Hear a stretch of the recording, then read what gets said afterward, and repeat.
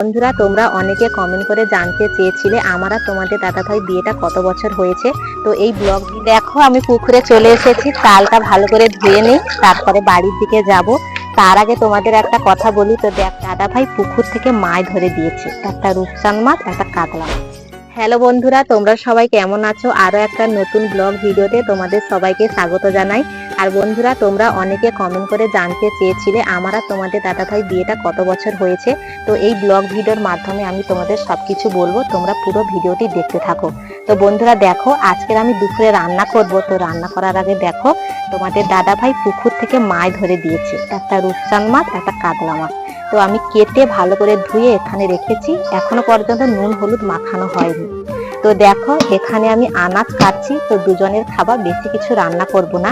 বাড়িতে সবজি ছিল অল্প কিছু, সেগুলো কেটে নিয়েছি। এগুলো দিয়ে চচ্চড়ি আর মাছের যে ঝোলটা রান্না করব, এতে কোনো আলু দেব না, শুধু মাছের ঝোল রান্না করব। তো এই বাইরে রান্না করব। দেখো, আমার রান্না করতে হয়তো অনেকটা দেরি হয়ে যাবে, সেই জন্য এখানে অনেকটা রোদ চলে আসছে। তো কোনো সমস্যা নেই, ছাতা ঘিরে আমি রান্না করব। তো এখন দেখো বন্ধুরা, আমাদের গাছে আম পাকা শুরু হয়ে গেছে। দেখো, এক গামলা মতন আম বাড়িতে ছিল, বার করে নিয়ে এসেছি। আর আমগুলো দেখো কত সুন্দর হলুদ, দেখো। আর আমগুলো খুব সুন্দর মিষ্টি। এতগুলো যে আম দেখছো, প্রত্যেকদিন সকালবেলা ঘুম থেকে উঠে লালিকে বাঁধতে যাই, হাতে একটা বালতি নিয়ে যাই, ওইখান থেকে সব আমগুলো গুঁড়ে নিয়েছে, বাড়িতে রাখি। তো এতগুলো আম হয়েছে। আর আমি সকালবেলা ঘুম থেকে উঠে বাড়ির সব কাজ শেষ হয়ে গেছে। অনুমা এখন কাকিমাদের বাড়িতে জল খাবার খাওয়া হয়ে গেছে, এখন শুধু রান্নাটা করব। তো দুজনের খাবার, বেশি কিছু রাঁধবো না। তো আগে বলেছি চচ্চড়ি ঝোল রান্না করব।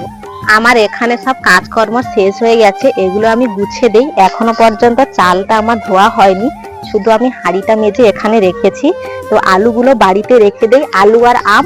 তারপরে আমি চাল পুকুরে জলে ধুইতে যাব। তো বন্ধুরা, তোমরা পুরো ব্লগটি লাস্ট অবধি দেখতে থাকো।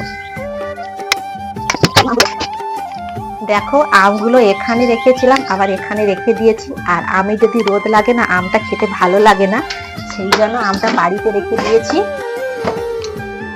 তো হাতে একটা গামলালি চাল ধুতে যাব।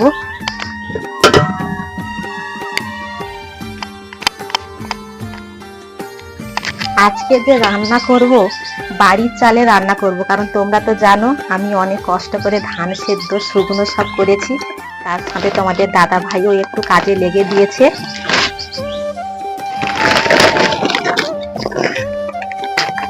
কষ্ট করার পর চালটা কত সুন্দর হয়েছে, একটাও চাল ভাঙেনি।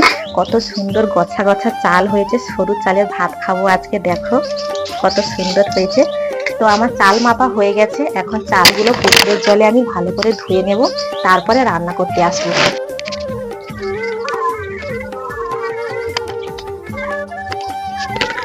দেখো, আমি পুকুরে চলে এসেছি, চালটা ভালো করে ধুয়ে নিই, তারপরে বাড়ির দিকে যাব। তার আগে তোমাদের একটা কথা বলি। তো দেখো, আমাদের পুকুরে জলের ওপরে একটা হলুদ রঙের স্পট পড়েছে। এই স্পটটা পড়ার একটাই কারণ, পুকুরের জলটা একটু খারাপ হয়ে গেছে। তো আমাদের পুকুরের চারপাশে অনেক গাছপালা লাগানো আছে, সেই জন্য পাতাগুলো পড়ে জলটা এতটা খারাপ হয়ে গেছে। তো বাবা যখন বাড়িতে ছিল, এই পুকুরের জলে ফিটকিরি মেরেছে, যাতে জলটা ভালো থাকবে, আর যে মাছগুলো আছে মাছগুলোও ভালো থাকবে। আজকে সকালবেলা ঘুম থেকে উঠে দেখি জলের উপরে হলুদের স্পট একটুও ছিল না, কত সুন্দর পরিষ্কার ছিল। কিন্তু এখন দেখি আবার হলুদ একটা স্পট পড়ে গেছে। তো জানি না হলুদ স্পটটা ভালো হবে কিনা, না এরকম থাকবে।